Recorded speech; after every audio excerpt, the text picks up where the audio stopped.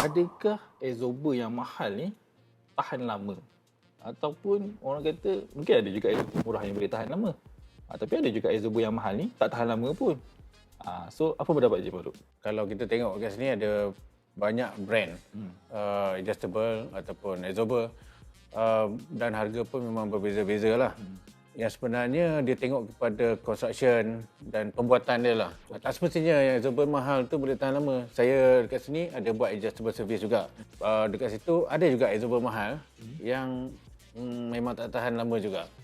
Tapi ada juga adjustable yang murah boleh tahan lama. Tetapi dari segi tahan lama tu macam mana?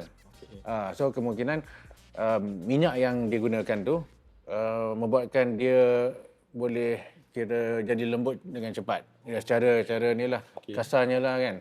Sebab dia nak pakai minyak mahal, dekat adjustable yang murah tak boleh lah. So dengan harga yang mahal, adjustable tu kita boleh ada feature yang macam banyak lagi dekat dalam. Komponen-komponen dalam boleh berkualiti lagi tinggi. Minyaknya berkualiti tinggi, dia punya oil steel, yang tu boleh guna yang jenis high end punya.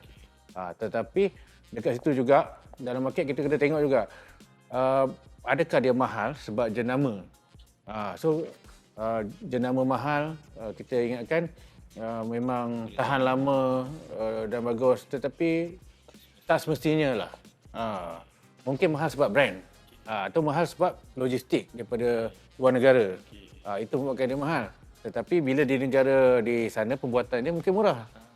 Kalau nak memilih adjustable, jangan memilih yang terlalu murah. Sebab bila terlalu murah, komponen dalam dia pun terpaksa menggunakan parts yang ekonomi. Macam tu lah.